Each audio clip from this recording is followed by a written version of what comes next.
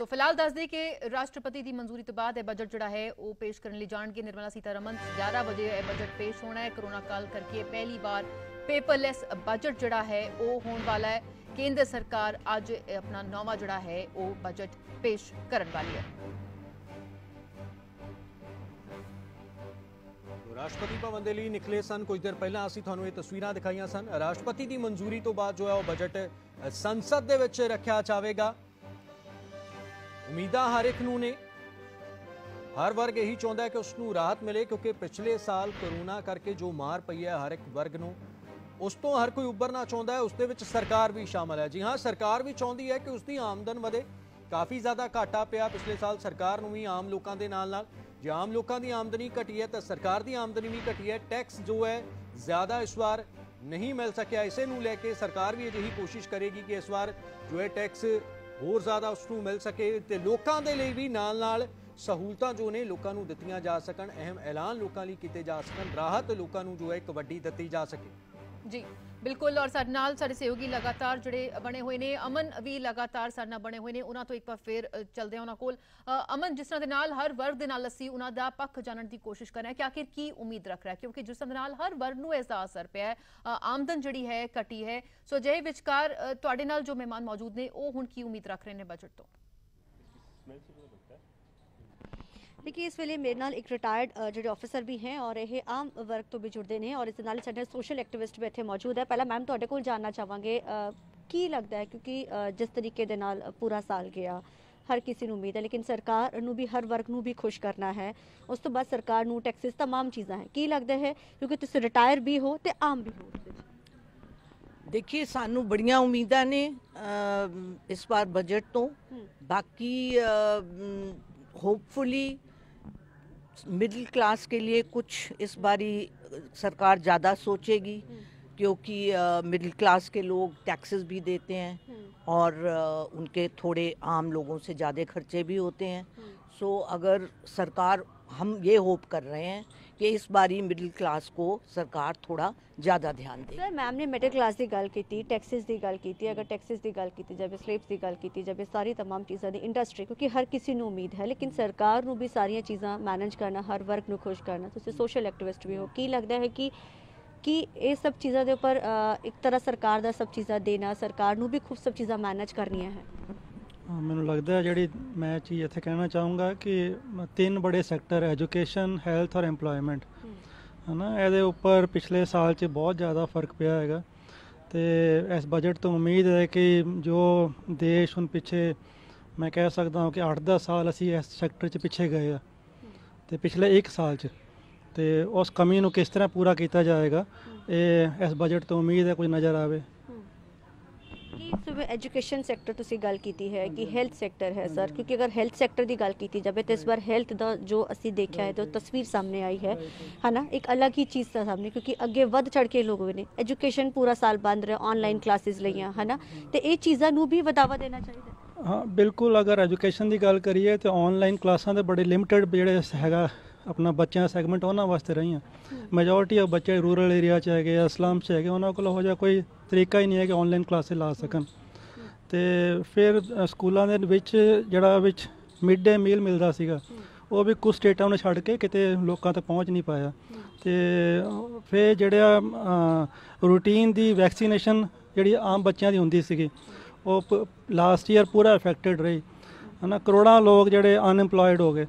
तो जड़ा ease of doing business है, अपना काम करन ओदा आसान तरीके बनाए जान तो लोगों को सैल्फ एम्पलॉयमेंट वाले पासे ज़्यादा ਹੁੰਗਾਰਾ ਦਿੱਤਾ ਜਾਵੇ।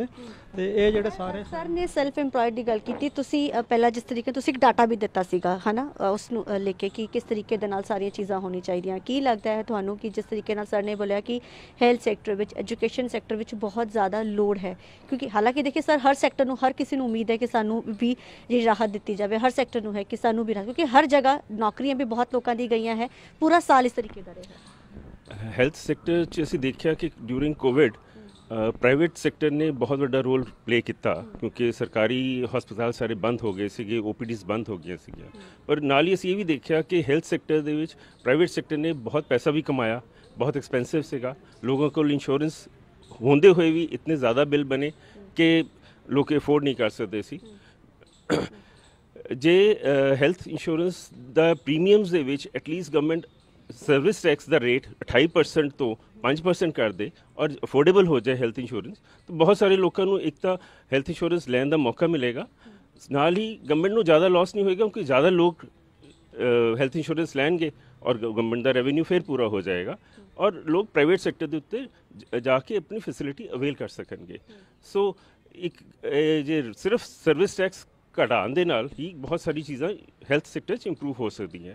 As for as employment is concern, ਉਸ 'ਚ ਸਰਕਾਰ ਨੂੰ ਸਟਾਰਟਅਪਸ ਨੂੰ ਤਾਂ ਦੇ ਹੀ ਰਹੀ ਹੈ, ਆਲਰੇਡੀ ਦੇ ਰਹੀ ਹੈ ਬਹੁਤ ਸਾਰੇ ਬੈਨੀਫਿਟਸ, ਪਰ ਅਸੀਂ ਇਹ ਵੀ ਦੇਖਿਆ ਕਿ ਸਮਾਲ ਇੰਡਸਟਰੀ ਨੂੰ ਜਦ ਬੈਨੀਫਿਟ ਲਾਸਟ ਈਅਰ ਦੇ ਵਿੱਚ ਦਿੱਤਾ ਗਿਆ ਤਾਂ ਬਹੁਤ ਸਾਰੇ NPAs ਹੋ ਗਏ, ਜਿਸ ਕਰਕੇ ਬੈਂਕਾਂ ਨੂੰ ਇੰਨਾ ਲਾਸ ਹੋ ਗਿਆ ਔਰ ਗਵਰਨਮੈਂਟ ਨੂੰ ਕੈਪੀਟਲ ਇਨਫਿਊਜ਼ ਕਰਨਾ ਪਿਆ ਸਰਕਾਰੀ ਬੈਂਕ ਦੇ ਵਿੱਚ, ਵਿਚ ਸ਼ੋਜ਼ ਕਿ ਸਰਕਾਰੀ ਬੈਂਕ ਜਿਹੜੇ ਹੈ ਲੋਨ ਤਾਂ ਦਿੰਦੇ ਹੈ ਪਰ ਰਿਕਵਰੀ ਦੇ ਉੱਤੇ ਧਿਆਨ ਹੀ ਨਹੀਂ ਹੈ ਉਹਨਾਂ ਦਾ ਔਰ ਸਿਰਫ ਟਾਰਗੇਟਸ ਆਪਣੇ ਪੂਰੇ ਕਰ ਰਹੇ ਹੈ ਕਿਸ ਲਈ, ਜਿਸ ਕਰਕੇ ਇੰਟਾਇਰ ਬਜਟ ਐਕਸਚੇਕਰ ਦੇ ਉੱਤੇ ਇਤਨਾ ਬਰਡਨ ਆ ਜਾਏਗਾ ਔਰ ਟੈਕਸਿਸ ਫੇਰ ਗਵਰਨਮੈਂਟ ਵਧਾ ਦੇਗੀ। ਸੋ ਇਟਸ ਵਿਸ਼ੀਅਸ ਸਰਕਲ ਨੂੰ ਤੋੜਨ ਲਈ ਥੋੜੀ ਸੀ ਬੈਂਕਾਂ ਦੇ ਉੱਤੇ ਸਖਤੀ ਹੋਣੀ ਚਾਹੀਦੀ ਹੈ ਕਿ ਲੋਨ ਦੇਣ ਵਾਲੇ ਜ਼ਰੂਰ ਦੇਖਣ ਕਿ ਰਿਕਵਰੀ ਆਸਾਨੀ ਨਾਲ ਹੋ ਸਕੇ, ਚਾਹੇ ਉਹਨਾਂ ਨੂੰ ਜ਼ਿਆਦਾ ਟਾਈਮ ਦਿੱਤਾ ਜਾਏ, ਚਾहे लो रेट इंटरेस्ट दिता जाए और साथ ही देखा जाए कि वो लोगों को एक्सपीरियंस भी है कि सिर्फ पैसा ही गवर्नमेंट तो ले रहे हैं, फ्री मिल रहा है क्योंकि सो एम्प्लॉयमेंट थ्रू स्टार्टअप्स तभी फायदा है जो स्टार्टअप सक्सैसफुल भी होण। ਸਰ ਨੇ ਸਟਾਰਟਅਪ ਦੀ ਗੱਲ ਕੀਤੀ ਹੈ, ਤੁਸੀਂ ਵੀ ਜਿਵੇਂ ਯੰਗ ਲਾਇਰ ਹੋ, ਹਾਈ ਕੋਰਟ ਵਿੱਚ ਤੁਸੀਂ ਵਰਕਿੰਗ ਹੋ, ਤੁਹਾਨੂੰ ਕੀ ਲੱਗਦਾ ਹੈ ਕਿ ਸਰ ਨੇ तमाम ਚੀਜ਼ਾਂ ਦੇ ਸਵਾਲ ਖੜੇ ਕੀਤੇ ਕਿ ਸਟਾਰਟਅਪ ਸਹੀ ਹੋਣਾ ਚਾਹੀਦਾ ਹੈ, ਟੈਕਸਿਸ ਨੂੰ ਲੈ ਕੇ ਸਰ ਨੇ ਗੱਲ ਕੀਤੀ ਹੈ, ਅਗਰ ਤੁਹਾਡੇ ਨਾਲ ਗੱਲ ਕੀਤੀ ਜਾਵੇ ਤਾਂ ਤੁਹਾਨੂੰ ਕੀ ਲੱਗਦਾ ਕਿਨ ਕਿਨ चीज़ों ਵਿੱਚ मतलब कि सरकार तो तुसी उम्मीदवार है? एज अ लॉयर हम जैसे हाई कोर्ट में अभी हम प्रैक्टिस कर रहे हैं, पिछला 1 साल लॉयर्स और लिटिगेंट्स दोनों के लिए ही बहुत मुश्किल रहा है, स्पेशली यंग लॉयर्स और जो कोर्ट स्टाफ है जो लॉयर्स के ऑफिसेज में हैं, उन्होंने बहुत डिफ़िकल्टीज़ और प्रॉब्लम फेस करी हैं। हम सारी इंडस्ट्रीज़ की यही एक्सपेक्टेशन है कि कोई बेनिफिट गवर्नमेंट की तरफ से उनको है।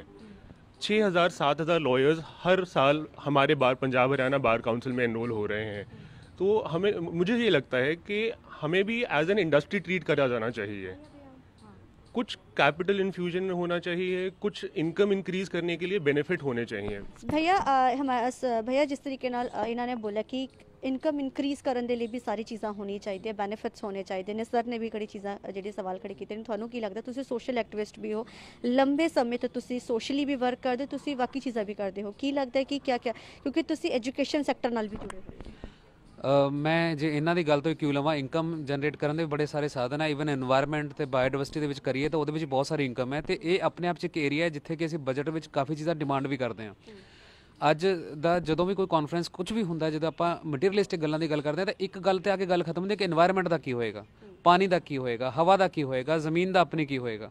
ਤੇ ਕੁਝ ਇਦਾਂ ਦੀਆਂ ਪਾਲਿਸੀਜ਼ ਬਜਟ ਦੇ ਵਿੱਚ ਹੋਣੀਆਂ ਚਾਹੀਦੀਆਂ ਜਿੱਥੇ ਕਿ ਕੋਰ ਗਰੁੱਪ ਇਦਾਂ ਦੇ ਬਣਨੇ ਚਾਹੀਦੇ ਜਿੱਥੇ ਕਿ ਪ੍ਰੋਪਰ ਰਿਪੋਰਟਸ ਪਬਲਿਸ਼ ਹੋਣ, ਜਿੱਥੇ ਕਿ ਬਕਾਇਦਾ ਉਹਨਾਂ ਦੀਆਂ ਪਾਲਿਸੀਜ਼ ਉੱਤੇ ਕੰਮ ਕੀਤਾ ਜਾਵੇ, ਤੇ ਬਜਟ 'ਚ ਕੋਈ ਇਦਾਂ ਦਾ ਸੈਗਮੈਂਟ ਹੋਣਾ ਚਾਹੀਦਾ ਹੈ ਕਿ ਜਿਹੜੇ ਆਪਣੇ ਕਾਮਨ ਆਦਮੀ ਨੇ, ਜਿਹੜੇ ਆਪਣੇ ਆਮ ਲੋਕ ਨੇ, ਉਹਨਾਂ ਨੂੰ ਪਤਾ ਹੋਵੇ ਕਿ ਕੁਝ ਕੀਤਾ ਜਾਵੇ, এনवायरमेंट ਨੂੰ ਬਚਾਉਣ ਦੇ ਲਈ ਵੀ ਕੁਝ ਕੀਤਾ ਜਾਵੇ, ਜੋ ਗੱਲਬਾਤ ਕਹੀ ਜਾ ਰਹੀ ਹੈ। ਸੋ 3 ਤਸਵੀਰਾਂ ਵੀ ਅਸੀਂ ਲਗਾਤਾਰ ਤੁਹਾਨੂੰ ਦਿਖਾ ਰਹੇ ਹਾਂ। ਤੁਹਾਨੂੰ ਦੱਸ ਦਈਏ ਕਿ ਰਾਸ਼ਟਰਪਤੀ ਭਵਨ ਦੇ ਵੱਲ ਰਵਾਨਾ ਹੋ ਚੁੱਕੇ ਨੇ, ਕੁਝ ਹੀ ਦੇਰ ਦੇ ਬਾਅਦ ਰਾਸ਼ਟਰਪਤੀ ਦੀ ਮਨਜ਼ੂਰੀ ਤੋਂ ਬਾਅਦ ਸੰਸਦ ਭਵਨ ਵਿੱਚ ਵਾਪਸੀ ਕੀਤੀ ਜਾਵੇਗੀ ਤੇ ਉਸ ਤੋਂ ਬਾਅਦ ਜੋ ਹੈ ਪ੍ਰਕਿਰਿਆ ਸ਼ੁਰੂ ਹੋਵੇਗੀ ਬਜਟ ਪੇਸ਼ ਕਰਨ ਦੀ, ਜਿਸ ਦਾ ਸਮਾਂ ਜੋ ਹੈ ਉਹ 11 ਵਜੇ ਦਾ ਰੱਖਿਆ ਗਿਆ।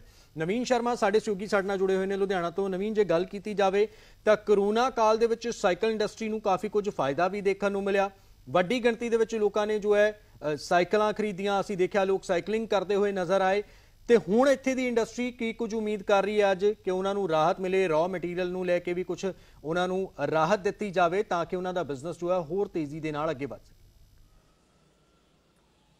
ਬਿਲਕੁਲ ਗੁਰਪ੍ਰੀਤ, ਕਰੋਨਾ ਕਾਲ ਦੇ ਵੇਲੇ ਅਸੀਂ ਵੇਖਿਆ ਕਿਉਂਕਿ ਸੜਕਾਂ ਦੇ ਉੱਤੇ ਸਾਈਕਲ ਜਿਹੜੇ ਨੇ ਉਹ ਕਾਫੀ ਨਵੇਂ ਤਰੀਕੇ ਦੇ ਵੇਖਣ ਨੂੰ ਮਿਲੇ, ਲੋਕ ਸਾਈਕਲ ਦੇ ਉੱਤੇ ਜਿਹੜੀ ਉਹ ਐਕਸਰਸਾਈਜ਼ ਕਰਦੇ ਨਜ਼ਰ ਆਏ। ਪਰ ਜਿਸ ਤਰ੍ਹਾਂ ਦੇ ਨਾਲ ਲੇਬਰ ਜਿਹੜੀ ਹੈ, ਲੇਬਰ ਕਿਉਂਕਿ ਕਰੋਨਾ ਕਾਲ ਦੇ ਵੇਲੇ ਜਿਹੜੀ ਲੇਬਰ ਹੈ ਜਿਹੜੀ ਬਾਹਰਲੇ ਸੂਬਿਆਂ ਤੋਂ ਲੁਧਿਆਣਾ ਦੇ ਵਿੱਚ ਖਾਸ ਕਰ ਜਿਹੜੀ ਕੰਮ ਕਰਨ ਆਉਂਦੀ ਹੈ ਫੈਕਟਰੀਆਂ ਦੇ ਵਿੱਚ, ਚਾਹੇ ਉਹ ਛੋਟੀ ਇੰਡਸਟਰੀ ਹੋਵੇ ਚਾਹੇ ਉਹ ਵੱਡੀ ਹੋਵੇ, ਉਹ ਵਾਪਸ ਮੂਵ ਕਰ ਗਈ ਸੀ। ਪਰ ਅੱਜ ਅਗਰ ਗਰਾਊਂਡ ਜ਼ੀਰੋ ਦੀ ਗੱਲ ਕਰੀਏ ਇੰਡਸਟਰੀ ਦੀ ਸਾਰੀ ਦੀ, ਤੇ 50% ਜਿਹੜੀ ਲੇਬਰ ਹੈ ਹਜੇ ਤੱਕ 50 ਤੋਂ 60% ਵਾਪਸ ਆਈ ਹੈ, ਹਜੇ ਬਾਕੀ ਪੂਰੀ ਤਰ੍ਹਾਂ ਲੇਬਰ ਵਾਪਸ ਨਹੀਂ ਆਈ। ਅਸੀਂ ਲਗਾਤਾਰ ਜੁੜੇ ਹੋਏ ਹਾਂ ਕਿਉਂਕਿ ਸਾਡੇ ਨਾਲ ਸੁਨੀਲ ਮਹਿਰਾ ਨੇ ਜਿਹੜੇ ਵਪਾਰ ਮੰਡਲ ਦੇ ਪ੍ਰਧਾਨ ਨੇ ਪੰਜਾਬ ਦੇ। ਕਰੋਨਾ ਕਾਲ ਦੀ ਅਸੀਂ ਗੱਲ ਕਰ ਰਹੇ ਹਾਂ। ਕਰੋਨਾ ਕਾਲ ਵੇਲੇ ਜਿਹੜੀ ਇੰਡਸਟਰੀ ਨੂੰ ਕਾਫੀ ਜਿਹੜਾ ਨੁਕਸਾਨ ਵੇਖਣ ਨੂੰ ਮਿਲਿਆ, ਲੇਬਰ ਵਾਪਸ ਚਲੇਗੀ। ਔਰ ਅੱਜ ਜਿਹੜਾ ਬਜਟ ਹੈ, ਕਿਉਂਕਿ ਅੱਜ ਇੰਡਸਟਰੀ ਕਾਫੀ ਨਜ਼ਰਾਂ ਟਿਕਾਏ ਬੈਠੀ ਹੈ, ਚਾਹੇ ਛੋਟੀ ਇੰਡਸਟਰੀ ਹੈ, ਕਿਉਂਕਿ ਤੁਸੀਂ ਵਪਾਰ ਮੰਡਲ ਤੋਂ ਦੁਕਾਨਦਾਰਾਂ ਦੇ ਨਾਲ ਵੀ ਜੁੜੇ ਹੋ, ਇੰਡਸਟਰੀ ਨਾਲ ਵੀ ਜੁੜੇ ਹੋ, ਕਿ ਅੱਜ ਕੀ ਪੈਕੇਜ ਹੋਣਾ ਚਾਹੀਦਾ ਖਾਸ ਕਰ ਇੰਡਸਟਰੀ ਵਾਸਤੇ, ਕੀ ਵੱਡਾ ਹੋਣਾ ਚਾਹੀਦਾ? ਪੰਜਾਬ ਦੀ 30,000 ਇੰਡਸਟਰੀ ਕਰੋਨਾ ਕਾਲ 'ਚ ਬੰਦ ਹੋ ਚੁੱਕੀ ਹੈ। 8 ਲੱਖ ਲੇਬਰ ਵਾਪਸ ਨਹੀਂ ਆਈ, ਕਿਉਂਕਿ ਪੰਜਾਬ ਦਾ 50% ਵਪਾਰ ਤੇ ਉਦਯੋਗ ਖਤਮ ਹੋ ਚੁੱਕਾ ਹੈ, ਬੰਦ ਹੋ ਚੁੱਕਾ ਹੈ। ਅੱਜ ਅਸੀਂ ਉਮੀਦ ਕਰਦੇ ਹਾਂ ਕਿ ਕਾਰਪੋਰੇਟ ਹਾਊਸ ਨੂੰ ਭਾਰਤ ਸਰਕਾਰ ਨੇ 22% ਦਾ ਸਲੈਬ ਦਿੱਤਾ ਹੋਇਆ। ਉਹ ਸਲੈਬ ਸਾਨੂੰ ਕਿਉਂ ਨਹੀਂ, ਸਾਡੇ ਇਨਕਮ ਦਾ ਸਲੈਬ ਕਿਉਂ ਜ਼ਿਆਦਾ ਹੈ? ਅੱਜ 2.5 ਲੱਖ ਤੋਂ 5 ਲੱਖ ਰੁਪਏ ਦੀ ਇਨਕਮ ਟੈਕਸ ਦੀ ਛੂਟ ਸਾਨੂੰ ਮਿਲਣੀ ਚਾਹੀਦੀ ਹੈ। ਸਰਕਾਰ ਨੇ ਜਿਹੜਾ ITC 5% ਕੀਤਾ, ਸਾਡੇ GST ਰਿਫੰਡ ਦੇ ਉੱਤੇ ਜੇ ਕੋਈ ਸਾਡੇ ਤੋਂ ਪਿਛਲਾ ਵਪਾਰੀ GST ਨਹੀਂ ਭਰਦਾ, ਉਹਦੀ ਸਜ਼ਾ ਸਾਨੂੰ ਕਿਉਂ? ਦੂਜੀਆਂ ਕੋਰਟਾਂ ਨੇ, ਸੁਪਰੀਮ ਕੋਰਟਾਂ ਨੇ ਕਿਹਾ ਜੇ ਮੈਂ ਸਾਰਾ GST ਭਰਿਆ ਮੈਨੂੰ ਪੂਰਾ ਰਿਫੰਡ ਮਿਲਣਾ ਚਾਹੀਦਾ। ਅੱਜ ਈ-ਵੇ ਬਿੱਲ ਸਰਕਾਰ ਨੇ 200 ਕਿਲੋਮੀਟਰ ਇੱਕ ਦਿਨ ਕਰ ਦਿੱਤਾ। ਇੱਕ ਦਿਨ 'ਚ 200 ਕਿਲੋਮੀਟਰ ਇੰਪੋਸੀਬਲ ਹੈ। ਇਹ ਨਾ ਹੇਰਾਫੇਰੀ ਵਧੂਗੀ, ਚੋਰ ਬਜ਼ਾਰੀ ਵਧੂਗੀ, ਕਰਪਸ਼ਨ ਵਧੂਗੀ। ਇਹ 100 ਕਿਲੋਮੀਟਰ ਤੇ ਵਾਪਸ ਆਉਣਾ ਚਾਹੀਦਾ। ਪੰਜਾਬ ਦੀ ਇੰਡਸਟਰੀ 60,000 ਕਰੋੜ ਰੁਪਏ ਦੇ ਨੁਕਸਾਨ 'ਚ इस कोरोना पीरियड से जा चुकी है। देश भर से 60 लाख करोड़ रुपए का ट्रेड इंडस्ट्री नुकसान हो चुका है। मैं मंग करना निर्मला सीतारमण इंडस्ट्री ਨੂੰ ਜੋ ਹੈ ਨੁਕਸਾਨ ਹੋਇਆ ਉਸ ਦੇ ਰਿਵਾਈਵਲ ਦੀ ਮੰਗ ਕੀਤੀ ਜਾ ਰਹੀ ਹੈ ਕਿ ਕੋਈ ਸੰਜੀਵਨੀ ਦਿੱਤੀ ਜਾਵੇ ਤਾਂ ਕਿ ਇੰਡਸਟਰੀ ਜੋ ਹੈ ਮੁੜ ਪੈਰਾਂ ਤੇ ਖੜੀ ਹੋ ਸਕੇ। ਮਨਿੰਦਰ ਮੋਂਗਾ ਸਾਡੇ ਨਾਲ ਜੁੜ ਗਏ ਨੇ ਅੰਮ੍ਰਿਤਸਰ ਤੋਂ। ਮਨਿੰਦਰ, ਤੁਹਾਡੇ ਨਾਲ ਵੀ ਕੁਝ ਲੋਕ ਜੋ ਨੇ ਉਹ ਨਜ਼ਰ ਆ ਰਹੇ ਨੇ, ਉਹਨਾਂ ਦੀਆਂ ਕੀ ਉਮੀਦਾਂ ਨੇ, ਕੀ ਕੁਝ ਐਕਸਪੈਕਟੇਸ਼ਨਸ ਨੇ ਅੱਜ ਦੇ ਇਸ ਬਜਟ ਨੂੰ ਲੈ ਕੇ? ਓਕੇ,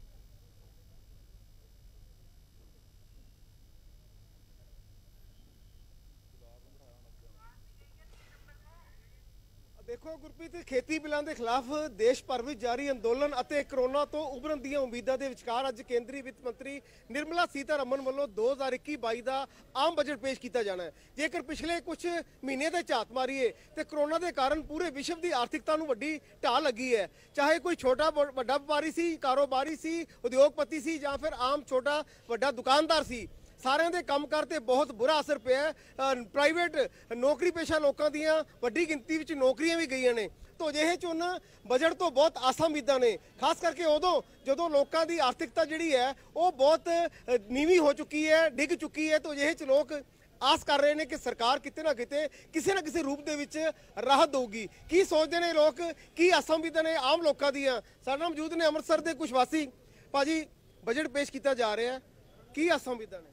इस बजट तो बहुत ही आसा उम्मीदां जी। बहुत मैं सोचदा कि करोना के दौर तो बाद ये बजट जिहड़ा आ रहा ना, एक तो लोगों दी इन्नी अनएम्पलॉयमेंट हुई है, नौकरियां चले गई, कारोबार बंद हो गए आ, जन जीवन पटरी तो उतर गया। ये सारियां नूं मद्देनज़र रखते हुए सेंटर सरकार नूं ਇਹਨੂੰ ਵੇਖ ਕੇ ਇੱਕ ਜਿਹੜਾ ਇਹ ਬਜਟ ਪੇਸ਼ ਕਰਨਾ ਚਾਹੀਦਾ ਹੈ ਤੇ ਇਹ ਸਾਰੀਆਂ ਚੀਜ਼ਾਂ ਵੇਖ ਕੇ ਕਰਨਾ ਚਾਹੀਦਾ। ਤੇ ਇਹਦੇ ਵਿੱਚ ਸਾਰਿਆਂ ਨੂੰ ਪਹਿਲਾਂ ਜਿਹੜੇ ਆਮ ਮਰਾਂ ਦੀਆਂ ਚੀਜ਼ਾਂ ਨਾਲ ਜੁੜਿਆ ਲੋਕ, ਆਮ ਇਨਸਾਨ ਨਾਲ ਚੀਜ਼ਾਂ ਜੁੜੀਆਂ, ਉਹਨਾਂ ਦੇ ਦਾਮ ਨੂੰ ਘਟਾਉਣ ਦੇ ਲਈ ਕੋਈ ਨਾ ਕੋਈ ਵੱਡਾ ਫੈਸਲਾ ਲੈਣਾ ਚਾਹੀਦਾ। ਜਿਸ ਤਰ੍ਹਾਂ ਰਸੋਈ ਗੈਸ ਹੈ, ਡੀਜ਼ਲ ਹੈ, ਪੈਟਰੋਲ ਹੈ, ਇਹਨਾਂ ਨੂੰ ਘਟਾਉਣ ਲਈ, ਕਿਉਂਕਿ ਅਗਰ ਇਹਨਾਂ ਚੀਜ਼ਾਂ ਨਾਲ ਘਟਣਗੇ ਤੇ ਇੱਕ ਆਮ ਬੰਦੇ ਦੀ ਲਾਈਫ ਦੇ ਵਿੱਚ ਥੋੜਾ ਉਹਦੇ ਘਰ ਦੇ ਵਿੱਚ ਕੋਈ ਬਜਟ ਠੀਕ ਹੋਏਗਾ। ਆਮ ਬੰਦੇ ਦਾ ਬਜਟ, ਘਰ ਦਾ ਬਜਟ ਠੀਕ ਹੋਏਗਾ ਤੇ ਆਮ ਬੰਦੇ ਦੇ ਵਿੱਚ ਖੁਸ਼ਹਾਲੀ ਆਏਗੀ। ਰਸੋਈ ਤੇ ਸਭ ਤੋਂ ਜ਼ਿਆਦਾ ਅਸਰ ਪਿਆ। ਹਾਂਜੀ ਬਿਲਕੁਲ ਪਿਆ ਜੀ। ਸਿਲੰਡਰ ਦੇਖੋ ਕਿੱਥੋਂ ਤੱਕ ਪਹੁੰਚ ਗਿਆ, ਪੈਟਰੋਲ ਵਧਿਆ। ਮੇਰੇ ਨਜ਼ਰ 'ਚ ਜਿਹੜਾ ਐਤਕੀ ਜਿਹੜਾ ਬਜਟ ਆ ਅੱਛਾ ਆਉਣਾ ਚਾਹੀਦਾ। ਉਹ ਦੋ ਤਿੰਨ ਚੀਜ਼ਾਂ ਤੇ ਮੈਂ ਕਹਾਂਗਾ। ਇੱਕ ਤਾਂ ਸਭ ਤੋਂ ਪਹਿਲਾਂ ਜ਼ਰੂਰੀ ਹੈ ਕਿ ਜਿਹੜਾ ਆਯੁਸ਼ਮਾਨ ਦੀ ਸਕੀਮ ਹੈ BPL ਪਰਿਵਾਰਾਂ ਤੋਂ ਆਮ ਸਾਰੇ ਭਾਰਤੀ ਨਾਗਰਿਕਾਂ ਦੇ ਉੱਤੇ ਹੋਈ ਨਹੀਂ ਚਾਹੀਦੀ ਹੈ। ਉਸ ਤੋਂ ਬਾਅਦ ਜਿਹੜੀ ਨੌਕਰੀਆਂ ਗਈਆਂ ਉਹ ਐਸਾ ਇਨਫਰਾ ਤਿਆਰ ਹੋਣਾ ਚਾਹੀਦਾ ਜਿਹੜੀਆਂ ਬੱਚਿਆਂ ਦੀਆਂ ਨੌਕਰੀਆਂ ਗਈਆਂ ਤਾਂ ਕਿ ਉਹਨਾਂ ਨੂੰ ਨੌਕਰੀਆਂ ਮਿਲਣ। ਉਹ ਨੌਕਰੀਆਂ ਮਿਲਣ ਨਾਲ ਜਿਹੜਾ ਵਪਾਰ ਹੈ ਪੈਸਾ ਆਏਗਾ, ਸਭ ਕੁਝ ਠੀਕ ਹੋ ਜਾਏਗਾ। ਛੋਟੇ ਵਪਾਰੀਆਂ ਵਾਸਤੇ ਜਿਹੜਾ ਕਿ ਲੋਕਡਾਊਨ ਦੇ ਵਿੱਚ ਕਿੰਨਾ ਨੁਕਸਾਨ ਹੋਇਆ, ਦੁਕਾਨਾਂ ਬੰਦ ਰਹੀਆਂ 3-3 ਮਹੀਨੇ, ਉਹਨਾਂ ਵਾਸਤੇ ਵੀ ਇਹਨਾਂ ਨੂੰ ਸਰਕਾਰ ਨੂੰ ਕੋਈ ਸੋਚਣਾ ਚਾਹੀਦਾ। ਕੋਈ ਟੈਕਸ ਸਲੈਬ ਐਸਾ ਬਣਾਉਣਾ ਚਾਹੀਦਾ ਕਿ ਜਿਹੜਾ ਸਾਡੇ ਤੇ ਟੈਕਸਾਂ ਦਾ ਬੋਝ ਆ ਉਹ ਘਟਾਉਣ ਤਾਂ ਕਿ ਉਹ ਪੈਸਾ ਮਾਰਕੀਟ 'ਚ ਆਵੇ, ਪੈਸਾ ਫਲੋ ਹੋਵੇ, ਉਹ ਲਹਿਰ ਪੈ ਰਵੇ। ਮੈਂ ਚਾਹੁੰਦਾ ਕਿ ਇਹ ਬਜਟ ਹੈ ਕਿ ਬਹੁਤ ਵਧੀਆ ਹੋਣਾ ਚਾਹੀਦਾ ਕਿ ਜਿਹੜਾ ਸਾਨੂੰ ਇੰਨਾ ਦੁੱਖ ਮਿਲਿਆ ਕਰੋਨਾ ਕਰਕੇ ਉਹ ਤੋਂ ਹੀ ਬਾਹਰ ਆ ਸਕੀ। ਕੀ ਲੱਗਦਾ ਹੈ ਆਸਾਂ ਉਮੀਦਾਂ ਤੇ ਪੂਰਾ ਆਜੂ ਬਜਟ? ਜੇ ਪਿਛਲੇ ਬਜਟਾਂ ਤੇ ਝਾਤ ਮਾਰੀਏ ਤਾਂ ਐਲਾਨ ਹਮੇਸ਼ਾ ਹੀ ਵੱਡੇ ਕੀਤੇ ਜਾਂਦੇ ਆ, ਪਰ ਜਿਹੜਾ ਨਤੀਜਾ ਹੈ ਉਹ ਸਿਫਰ ਨਿਕਲਦਾ ਹੈ। ਪਿਛਲੇ ਜਿਹੜੇ ਦੋ ਵਾਰੀ ਜਿਹੜੇ ਇਹਨਾਂ ਦੇ ਬਜਟ ਆਏ ਨੇ, ਉਹ ਬਜਟ ਦੇ ਵਿੱਚ ਇਹਨਾਂ ਦਾ ਹੁਣ ਤੱਕ ਜੋ ਹਾਲਾਤ ਰਹੇ ਨੇ, ਅੱਜ ਤੱਕ ਸਰਕਾਰ ਆਪਣਾ ਇਨਫਰਾਸਟ੍ਰਕਚਰ ਕੋ ਤਿਆਰ ਨਹੀਂ ਕਰ ਪਾਈ। ਹਾਲੇ ਤੱਕਨ ਤੁਸੀਂ ਦੇਖੋ ਕਿ ਪਿਛਲੇ ਬਜਟਾਂ ਦੇ ਵਿੱਚ ਹੁਣ ਤੱਕਨ ਮਹਿੰਗਾਈ ਵਧੀ ਹੈ, ਘਟੀ ਨਹੀਂ ਹੈ। ਜਿਸ ਤਰ੍ਹਾਂ ਹਰ ਵੇਲੇ ਮਤਲਬ ਕਿਸੇ ਆਪੋਜੀਸ਼ਨ ਪਾਰਟੀਆਂ ਵੱਲ ਬੋਲਦੇ ਸੀ ਕਿ ਸਾਡੀ ਮਹਿੰਗਾਈ, ਅਸੀਂ ਆਵਾਂਗੇ ਮਹਿੰਗਾਈ ਕੰਟਰੋਲ ਕਰਾਂਗੇ, ਉਹ ਕਰਾਂਗੇ, ਨਹੀਂ।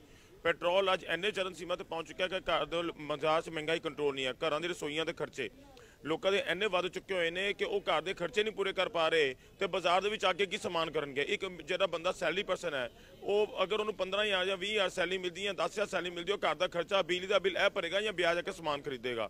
ਸਰਕਾਰ ਨੂੰ ਇਸ ਬਜਟ ਦੇ ਵਿੱਚ ਹਰ ਚੀਜ਼ ਨਜ਼ਰਅੰਦਾਜ਼ ਨਾ ਕਰਕੇ ਸਰਕਾਰ ਨੂੰ ਇਹ ਦੇਖਣਾ ਚਾਹੀਦਾ ਹੈ ਕਿ ਮੈਂ ਕੋਈ ਇਹੋ ਜਿਹਾ ਇਨਫਰਾਸਟ੍ਰਕਚਰ ਤਿਆਰ ਕਰਾਂ ਕਿ ਜਿਹਦੇ ਕਾਰਨ ਮਾਰਕੀਟ 'ਚ ਖੁਸ਼ਹਾਲੀ ਆਵੇ। ਸਭ ਤੋਂ ਪਹਿਲਾਂ ਤਾਂ ਪੈਟਰੋਲ ਨੂੰ ਕੰਟਰੋਲ ਕਰਨ, ਹਰ ਚੀਜ਼ ਨੂੰ ਕੰਟਰੋਲ ਕਰਨ। ਜਿਹੜਾ ਸਰਕਾਰ ਜਿਹੜੀ ਹਿੰਦੁਸਤਾਨ 'ਚ ਮਹਿੰਗਾਈ ਸਭ ਤੋਂ ਜ਼ਿਆਦਾ ਵੱਧ ਰਹੀ ਹੈ, ਬਹੁਤ ਜ਼ਰੂਰੀ ਹੋ ਚੁੱਕਾ ਹੋਇਆ ਹੈ। ਇਹ ਹੁਣ ਸਰਕਾਰ ਨੂੰ ਸੋਚਣਾ ਪਏਗਾ, ਕਿਸੇ ਹਾਲਤ ਵਿੱਚ ਸੋਚਣਾ ਪਏਗਾ ਕਿ ਮੈਂ ਇਨਫਰਾਸਟ੍ਰਕਚਰ ਤਿਆਰ ਕਰਾਂ, ਕਿਉਂਕਿ ਜਨਤਾ ਦੀ ਥੋੜੀ ਜਿਹੀ ਨਾਰਾਜ਼ਗੀ ਵੀ ਹੈ। ਔਰ ਇਸ ਬਜਟ ਤੋਂ ਲਗਾਤਾਰ ਮਨਿੰਦਰ ਆਤਮ ਨਿਰਭਰ ਦੀ ਗੱਲ ਜਿਹੜੀ ਹੈ ਪ੍ਰਧਾਨ ਮੰਤਰੀ ਮੋਦੀ ਕਰਦੇ ਆਏ ਨੇ, ਔਰ ਅੱਜ ਦਾ ਵੱਖਰਾ ਜਿਹੜਾ ਹੈ ਬਜਟ ਹੋਣ ਦੀ ਗੱਲ ਨਿਰਮਲਾ ਸੀਤਾਰਮਨ ਨੇ ਵੀ ਕਹੀ ਹੈ। ਜਿਹਦੇ ਵਿਚਕਾਰ ਕਿੰਨਾ ਕੁ ਵੱਖਰਾ ਹੋਏਗਾ ਔਰ ਕਿਸ ਤਰ੍ਹਾਂ ਦੇ ਨਾਲ ਲੋਕਾਂ ਦੀਆਂ ਉਮੀਦਾਂ ਤੇ ਇਹ ਖਰਾ ਉਤਰੇਗਾ, ਇਹ ਜਿਹੜਾ ਦੇਖਣਾ ਬਹੁਤ ਅਹਿਮ ਹੈ।